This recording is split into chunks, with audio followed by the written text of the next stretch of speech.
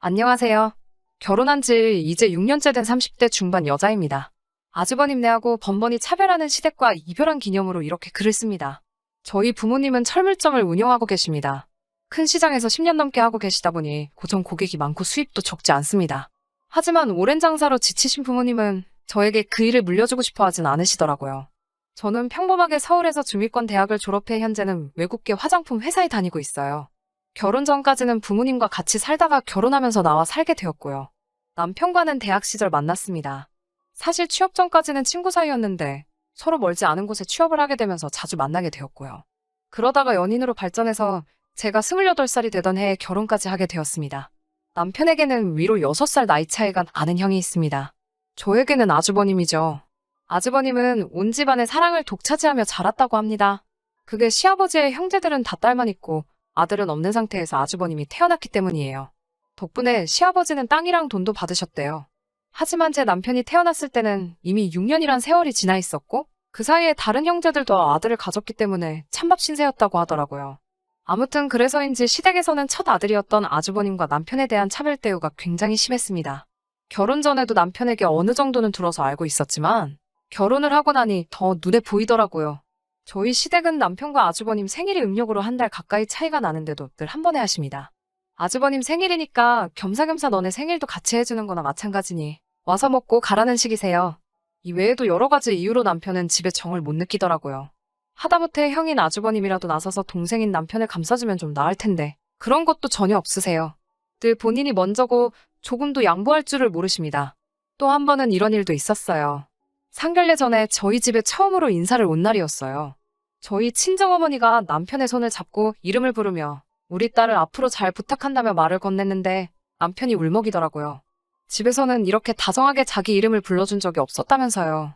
다들 야라고 하거나 성까지 붙여서 부르기만 했대요. 그런데 이렇게 이름으로 불리니 너무 좋다면서 멋쩍게 눈물을 글썽이며 좋아하더라고요. 그런 남편의 모습에 친정부모님은 많이 마음 아파하셨고요. 아무튼 덕분에 친정부모님은 아들 같은 사위를 얻었다고 너무 좋아하십니다. 반면에 사실 아주버님은 늘 자기 멋대로 하고 싶은 대로 하시고 사셨어요. 듣기로는 대학도 다 떨어져서 재수하고 결국 지방에 있는 전문대에 들어갔대요. 그런데 또 수준이 안 맞아서 못 다니겠다면서 한 학기만 다니고 관뒀대요. 그러곤 군대에 갔다 와서는 사업을 한다고 해서 시댁에서 작은 호프집을 차려줬고요. 그런데 결국 1년도 못 가서 말아먹었고 다시 PC방을 한다고 차렸다가 당시 거기서 알바를 하던 형님하고 사고쳐서 결혼했고요. 그 사업도 얼마 가지 못해 말아먹고 이후에는 시아버지까지 같이 대동해서 해물찜 가게를 차리더니 거기서 카운터를 보고 있어요. 시아버님이 물려받은 땅이나 재산을 아주버님이 그런 식으로 탕진하는 데는 오랜 시간이 걸리지 않았다고 합니다. 아무튼 결혼까지의 과정이 순탄하지만은 않았습니다. 다른 많은 부부들이 그렇듯 집을 구하는 과정이 생각보다 어렵더라고요.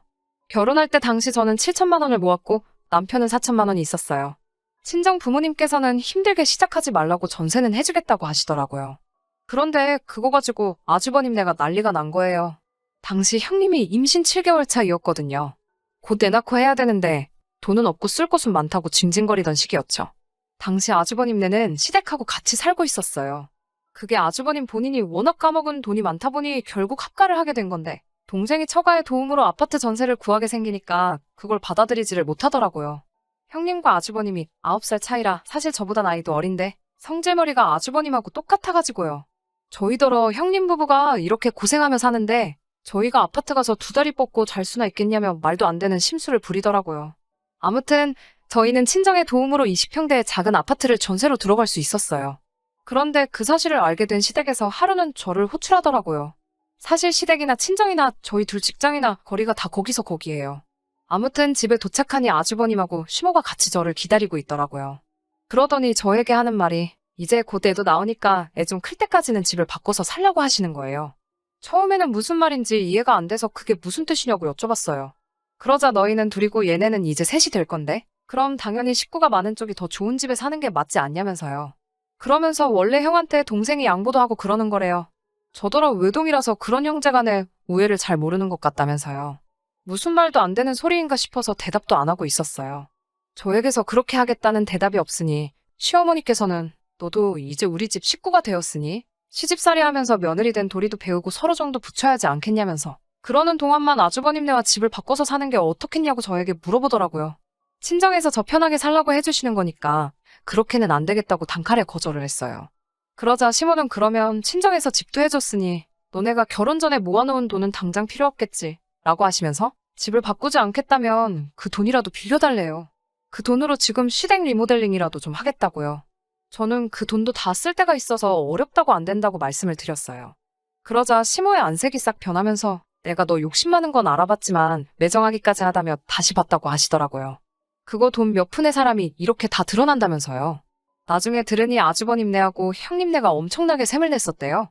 자기들은 갑자기 애가 생겨서 제대로 준비도 못하고 돈도 없이 대충 시작했는데 저희가 하나하나 차곡차곡 해결해 나가는 게 꼴보기 싫었나 봐요. 아무튼 친정 덕분에 저희는 비록 전세지만 리모델링도 하고 가전이랑 가구도 어느 정도 그럴듯하게 구색은 맞춰서 시작할 수 있었어요. 그리고 벌써 이렇게 세월이 지났네요. 돌이켜보면 다 적을 순 없지만 이런저런 마음고생이 많았습니다. 그렇지만 늘 내 할 도리만 하자라는 생각으로 적당한 거리를 지키며 버텨왔거든요. 그런데 더는 참을 수가 없네요. 사실 이해는 안 되지만 시모는 저희가 잘 사는 걸 못마땅해 하세요. 본인 생각에는 이것저것 다 해준 큰아들이 잘 나가야 되는데 큰아들네는 영 시원찮은 거죠. 반면에 저희는 알아서 잘 사니까 그게 배알이 꼴리셨나 봐요. 솔직히 이러나 저러나 둘 다 시어머님 자식인데 왜 그러시는 건지 모르겠지만요. 게다가 형님은 틈만 나면 이것저것 참견하고 간섭하거든요. 명절날 어른들 앞에서 반말하는 건 기본이고 자기는 손 하나 까딱 안 하면서 전부 저에게 이래라 저래라 시키기까지 해요. 게다가 이제는 육아 문제까지 간섭을 하네요. 사실 결혼할 때 제가 직장 생활을 하다 보니 혹시 애 낳고 친정의 도움을 받을 일이 생길지도 몰라서 집을 멀지 않은 곳에 구했거든요. 그렇다 보니 시댁에서도 그렇게 멀지 않고요. 결혼하자마자 애를 갖게 되었고 아이가 좀 자란 후부터는 아파트 단지 내에 있는 가정 어린이집에 보내고 있어요. 그러다 제가 승진을 하면서 연봉도 좀 올랐고 욕심이 생겨서 놀이학교로 옮겼어요. 정부 지원을 받을 수가 없어 비용 부담이 있기는 하지만 영어 유치원을 보내는 것보다는 훨씬 저렴하고 무엇보다도 아이가 너무 좋아했기에 아이를 위해 투자한다 생각하고 보내기 시작했어요. 이 사실을 굳이 시댁에 얘기할 필요는 없어서 안 했고요. 그리고 얼마 전 시아버지의 생신이었어요. 원래는 주말에 외식하자고 얘기가 오갔었는데 시모가 주말에 약속이 생겼다며 당일 저녁을 먹자고 하시더라고요. 남편은 회의가 길어져서 좀 늦을 것 같다고 하길래 제가 아이를 하원시켜서 바로 식당으로 갔어요. 형님은 제가 들어가자 저를 쓱 훑어보면서 그까짓 돈 조금 번다고 아주 시부모님 생신도 건성이네? 라면서 바로 비아냥거리더라고요. 어른들 계신 데서 받아치기도 그래서 그냥 죄송해요라고 말하고 자리에 앉았죠. 어른들은 어른들대로 앉아서 음식을 기다리고 저는 형님네 애랑 저희 애를 데리고 키즈놀이방에 있었어요. 그러다가 화장실에 가려고 형님께 애들을 맡겼어요. 그런데 화장실에 갔다가 나오니 형님이 저에게 제 딸이 거기 놀이학교 다니고 있냐고 물어보는 거예요.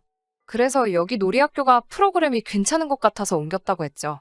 그랬더니 갑자기 식당 사람들이 다 들을 만큼 한 달에 무슨 100만 원 넘게 애한테 쓰냐면서 돈 많이 번다고 너무 티내는 거 아니냐며 소리를 지르는 거예요.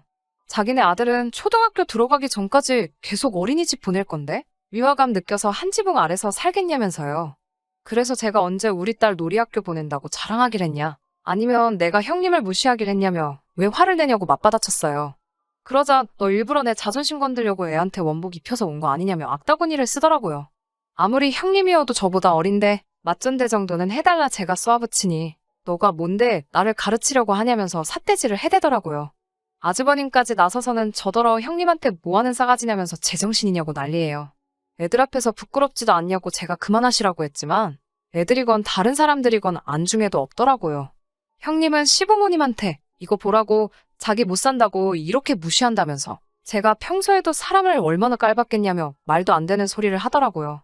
그래도 시부모님이 중간에서 균형을 잡고 상황 정리를 해주셨으면 제가 이렇게 글까지 쓰진 않았을 거예요. 그런데 시모가 저한테 너는 젊은 애가 정신 나갔냐면서 애한테 무슨 돈을 그렇게 허투루 쓰냐는 거죠. 그것도 아들도 아니고 딸인데 뭐 한다고 그 돈 들여서 놀이학교를 보내고 있냐고. 여자애는 그냥 집에서 한글이나 가르치면 된다나요. 아무리 그래도 손녀한테 어떻게 저렇게 말을 하나 싶고 솔직히 사람으로도 안 보이더라고요. 아주버님네는 저한테 꼴같지 않게 돈 자랑한다며 욕을 하고 식당 사람들도 쳐다보고 우리 딸은 울고 있는데 정신이 하나도 없고 쓰러질 것만 같았어요. 그런데 그때 남편이 어느샌가 나타났더라고요. 남편은 딸을 한 팔로 안고 다른 한 팔로는 제 손목을 잡아 끌며 나가자고 하더라고요. 그러면서 남편이 시부모님께 자식으로서 할 만큼 한 것 같습니다. 생신날 이런 모습 보여서 죄송하고 앞으로도 건강하게 오래 사시라고 그러더라고요. 저도 그 자리에 더 있을 수가 없어서 남편에게 이끌려 나왔네요. 그리고는 그 월말부터 남편이 시키는 대로 시댁에 드리던 생활비를 끊었습니다. 원래는 남편도 저도 연봉 협상이 잘 돼서 더 올려서 보내드리려고 했는데 아예 끊어버렸어요. 그렇게 2달을 안 보내니까 시모가 연락을 해왔습니다. 밥은 잘 먹고 지내냐면서 저희 남편 전화번호가 바뀌었냐고 물어보시더라고요. 저는 몰랐는데 남편이 시댁에서 오는 연락을 다 차단하고 있었나 봐요. 저는 그대로니까 다시 해보시라고 했고요. 그날 저녁 남편에게 그래도 자식된 도리는 해야 하지 않겠냐고 하니까 남편은 자기는 지금 이 가정에 충실하고 싶다고 하더라고요. 이 가정에서 행복을 되찾고 싶다면서요. 그리고 며칠 뒤에는 시댁 어른 중 한 분인 고모님한테 전화가 왔어요. 고모님은 남편이 얼마나 차별당하며 컸는지 직접 눈으로 보신 분 중 한 분이세요. 그러다 보니 저희 입장을 이해해 주시더라고요. 그러면서 말씀하시길 시아버님과 아주버님이 같이 하고 있는 가게는 지금 팔리지가 않아서 울며 겨자 먹기로 하고 있는 중이래요. 거기에 아주버님이 시아버님 모르게 매상을 빼돌리면서 장부를 조작하는 바람에 적자도 엄청나고요. 그런데도 첫째가 그렇게 좋은지 계속 데리고 살고 있다고 합니다. 비록 제가 직접 어떤 복수를 한 건 아니지만 그 이야기를 들으니 좀 불쌍한 동시에 고소하기도 하더라고요. 그래도 시부모님이야 사랑하는 큰아들과 큰며느리가 있으니 행복하시겠죠. 저도 더 이상 스트레스 안 받고 남편이랑 둘이 오손도손 살 거예요. 아들의 첫째만 우선시하는 시댁과 계속 인연을 갖고 살아봐야 천덕꾸러기가 되어버린 우리 딸아이한테도 좋을 게 한 개도 없다는 생각이 들어요. 이제라도 남편과 우리 가정에 충실하게 살아보려고 합니다. 끝까지 들어주셔서 감사합니다. 오늘의 사연은 여기까지입니다. 구독과 좋아요, 알람 설정 부탁드리고 더 좋은 사연으로 다시 찾아뵙겠습니다. 감사합니다.